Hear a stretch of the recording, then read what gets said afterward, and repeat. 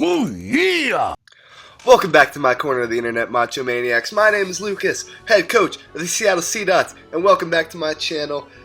I forgot to say my name was also Macho Emolga. My name is also Macho Emolga. Anyway, we are here for preseason week number 2 of the PBL. Last week of the preseason before we get into the regular season.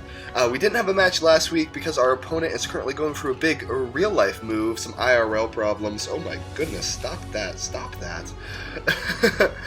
Going through a real-life move and is having a lot of stuff going on in their life right now. So they couldn't battle us, but this week we finally have a match against Ethan, head coach of the Shiny Kings. You can see from the layout that he is bringing the Houndoom, the Mega Banette, the Alakazam, the Hydreigon, the Porygon, Zed, and the Politoed. So, if you watch my if you watch my press conference, that's what it's called, press conference yesterday, you know that I was kind of planning for a couple of these things. I knew he'd bring Mega Banette, and I knew he'd bring Alakazam, I knew he'd bring Hydreigon, and I was planning on Porygon Z, but Houndoom and Politoed kind of caught me off guard, so we'll have to see how that works out. Anyway, our team we were bringing is the Choice Scarf Jirachi, the Choice Specs Rotom Heat, the Life Orb Thundurus Incarnate, the Mega Gara, the Black Sludge Amoonguss for our physical wall, and leftovers on Florgus for our special wall. Anyway, we're going to jump right into the action. Get off these first turns. Ethan was issuing a challenge to us. Ethan is issuing a challenge to us. So we start off with our shiny Jirachi. Rachi's coming in with the power, and he leads off with Politoed to set off the Drizzle right away. So I can see that he's kind of going for a Rain approach, but looking at his team, I don't exactly know what to expect from Rain. And I also can see right away that he doesn't have any kind of spinner or defogger, so I want to get off my rocks. Yes, I'm running Choice Scarf rocks on Jirachi because I've tested it and I think it works. Late game, it doesn't really work if you have a person that has a spinner and you need to constantly keep resetting up rocks, but with a team like this where he never had a spinner and I knew he wouldn't be able to bring a spinner, I was ready for it. But he goes for the Focus Blast. It does a good chunk of damage, so I withdraw it into Amoonguss to resist the Focus Blast, but he goes for Encore into rocks. Not a bad play, not knowing that I'm Choice Scarfed, of course.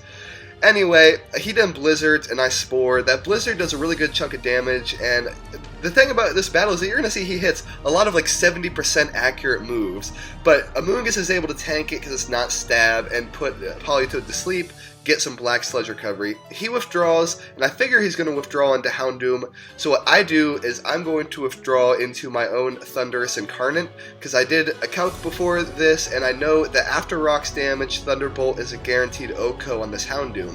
He probably, if he didn't do the calc, he doesn't know that. He stays in, and I know that even if he hadn't stayed in, Thunderbolt was going to do a good deal of damage to anyone. So Thundurus Incarnate finally gets a KO. We had a lot of practice games with this team, and Thundurus literally never got a KO prior to that, so I was super stoked about that. Anyway, he brings in Dragon Broccoli, the shiny Hydreigon. I'm sorry, that green is so disgusting. But I can't do much to this thing, so I'm going to withdraw out. And I'm going to go into Upon a Star. Yes, I have Focus Blast on my Thundurus, but I don't want to risk the miss and take damage. But he goes for Earth Power on my withdrawal, expecting me to withdraw into, like, Jirachi or something, I guess. But anyway, that wouldn't have done any damage to Thunder, so I would have been able to Focus Blast freely. But all in all, it's not bad, because Earth Power is a special move, and I have my special wall in. He withdraws out Hydreigon into the Porygon Z, which is a bit of a threat to my team in all honesty. He gets the download with the attack boost, which is okay because it's a special attacker, and I'm able to set off that Wish, which is never a bad thing. You get in recovery to something when it comes in. I'm going to get a little bit of leftovers recovery, and that gets me back nearly to full, so that Earth Power is nearly negated. Here, you can see I'm going to withdraw, because there's not much I can really do to Porygon Z, and I don't know what it's carrying from me. So I withdraw into Jirachi to get take whatever hit this thing. I was expecting a Tri-Attack, so I feel like Steel resist it, but instead he goes for the Thunder, which is a really good move on his part, and it does a really good chunk of damage, but I do get the Wish recovery on Shiny Rachi. So Jirachi now going to go for the U-turn, standard on each Choice Scarf set, and Porygon Z honestly takes that better than I thought it would. My max attack Jirachi, not doing a whole lot of damage there the way I was hoping it would. But anyway, I go into Gus because I figure he's just going to fire off another Thunder. Anyway, his team has now hit a Focus Blast, a Blizzard, and 2 Thunders, never missed one, all like 70% accurate, and he snags the Thunder Paralysis. That was just, so dreading that because like I don't want any of my team. Like one of my strategies was to spread around statuses. As you can see here on one of his withdrawals, he's going to withdraw into Hydreigon, and this thing's going to catch this Toxic from Amoonguss, which is really awesome because I don't really have a whole lot that I want to stay in on this thing with. Like I don't know if it's carrying Flash Cannon or something for Florges, and from Florges' current range, I don't know how well it'll take that because I'm not fully specially defensively invested. So anyway, it takes the Toxic damage. I really kind of want to like wear this thing down, but I also know that this thing could have something for me like Flamethrower, so I want to withdraw, and I know I can't take a Flamethrower well because I'm physically defensive, but in actuality he has the Fire Fang. So I'm looking at that and I was like, I was expecting Flamethrower, and I know that would do a lot of damage because I'm physically defensive, but if he has Fire Fang, if he's running Physical Fangs on this Hydreigon, then I know I can take Fire Fangs pretty well with Amoonguss, so that's good knowledge to keep in the back of my head for later. Anyway, he withdraws his Hydreigon, expecting probably the Moonblast, which would be ×4 effective, but instead, all I do is go for the Wish, because I know he's probably going to withdraw, and I want to be able to get initiative on something. But here, right here, is where I probably make my biggest blunder of the entire battle, and I'm still really not happy about it at all. I decided to stay in and not go for the Protect, because I know I have some physically defensive investment. A Shadow Claw, no matter what, isn't going to kill me from this range. So I feel like I can just kind of scout and go for a Moonblast here. Or no, I go for Aromatherapy, that's right. I go for Aromatherapy because I feel like I can just kind of scout and get Amoonguss' paralysis knocked off. But he has Gunk Shot. In all honesty, when I was preparing for this, I knew that this thing liked to carry Gunk Shot, but just in the heat of the moment there where I was thinking about all the things I want to do, I really wanted to get paralysis off of Amoonguss. I wasn't thinking about it, so this dickweed kills my Florges. And he goes for another Gunk Shot here on Amoonguss, which isn't going to do a whole lot because I am physically defensive, but it does a lot more than I really wanted to. Anyway, I'm able to get off the Toxic, so now 2 of his mons are Toxic and Spored. Politoed is Spored and asleep. So the kind of like spreading around status that I wanted to do with Amoonguss with Toxic and Spore is working in my favor here, which I really like. Anyway, his Mega Banette's going to go for Knockoff. Does a good chunk of damage, knocks off my Black Sludge, but now I'm going to go for Synthesis. So I know now that, basically, now that I'm Synthesized up and don't have an item, Knockoff won't do practically anything to me, and I know that Gunk Shot, unless it's a Mega Crit, won't KO me from here.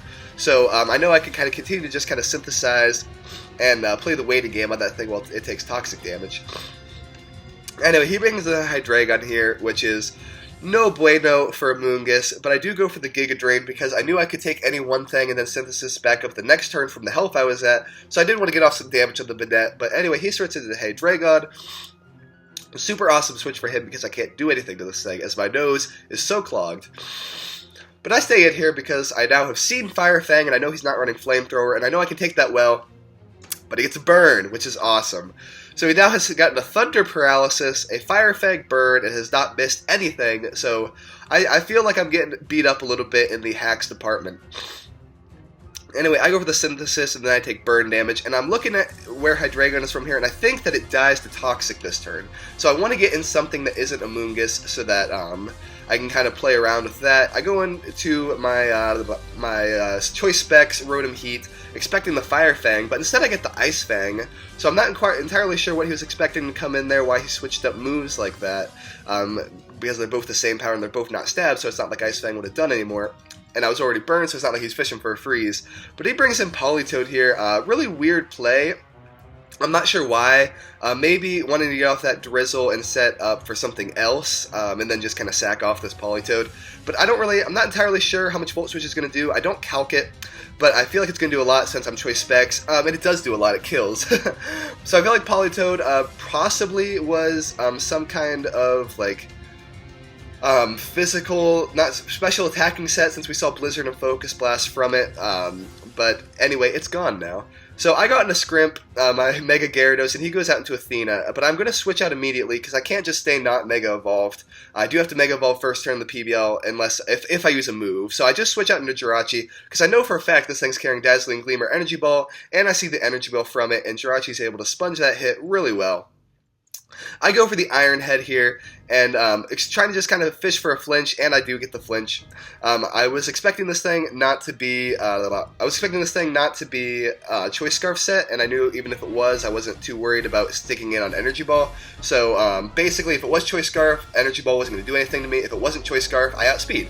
So that's why I decided to stay and go for that Iron Head, maybe fish for a flinch. I do get the flinch, which is unfortunate for him, and then he has to bring in Porygon Z to save that Athena for my Mega Gara, and unfortunately that means Porygon Z goes down. Then in comes Krona, and I feel like I'm expecting this thing to be like packing Will-O-Wisp or something, and I don't have anything to hit it because I only have Zen Headbutt and Iron Head for my attacking moves, and I also have U-Turn. I forgot about U-Turn, but none of them do too much to Mega Banette. He does end up going for the knockoff, which Gus takes really well because its item is already gone, so knockoff's power is kind of nerfed a little bit. And Gus is now just going to kind of sit in here and play a little bit more of a waiting game with this Mega Banette. Because I know that it's eventually just going to die of toxic damage, unless he gets a crit on me. I mean, this game, I just felt like I was getting so beat up on like my side as far as hacks went, and it still ended up being really, really good in my favor.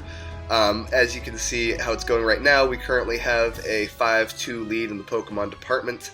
So anyway, I switch out Gus because I'm playing the PBL and differential is a thing, so I'm kind of, even though it's only preseason, I'm kind of practicing in my mind for differential. I'm expecting him to go for the Gunk Shot again. I don't entirely know why I switched into Jirachi. It was a bad play on my part. He goes for the Shadow Sneak.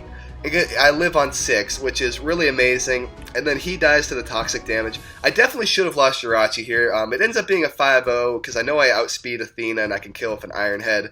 Or actually, do I end up going for Iron Head or U-Turn here? I think I go for U-Turn. I know we're going for U-Turn, and Jirachi snags that last KO on this Athena, aka Alakazam, and that is a 5-0 in our favor. With how much, for how many, like, 70% accurate moves that he was hitting, and like how many like burns and thunders, and me misplaying on losing my Florges like that was in the middle of the battle was dumb on my part. In my opinion, the thing that swayed the battle was me packing Stealth Rocks on Jirachi and him not having a way to clear them out, and he's kind of losing that Politoed early to sleep and then never really being able to bring it back in super well was a big deal for him. Houndoom, which would have kept both Jirachi and my Amoonguss really well in check. He lost early to the T-Bolt from Thunderous Eye, which was kind of a big deal.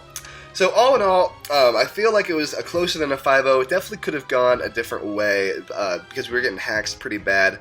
But it ends up being a 27-turn battle. It was really good. Now that you've made it to the end of the video, I've been having a lot of problems with Wi-Fi around my house. I'm having a lot of problems with Nintendo DCing games and stuff. So I wanted to make sure I didn't do a live comm for this one because basically I wanted to make sure that I got through the battle. I didn't want to have a live comm and then DC and then lose all that work. So I just decided to do post-commentary for this one. I like post-commentary. I like post-commentary a lot. I like the way it feels. I like being able to take notes and have my battle notes in front of me to like look at and read off of while I do the commentary. So I might stick with this, but I would love it if you guys in the comment section below would post. I know from reading other comment boards that live commentary is always preferred over post-com. Not always, like 99% of the time live commentary is preferred. But if I have to occasionally do post-commentary in order to avoid problems with DCing, do you mind? So do you mind the post-commentary if I'm having problems with my internet, stuff like that? Leave it in the comment section below. While you're down there, while you're down on that part of the video, click that thumbs up because likes are always appreciated. It really means the world to me. The support on the channel means the world to me. And if you're new to the channel and have enjoyed the video, go ahead and leave a subscription. Subscribe to the channel so you always are notified when I post. I'm doing currently Earn It Lock, Soul Links, Wi-Fi battles, PBL. So much stuff is going on the channel. You will not get bored, I promise you.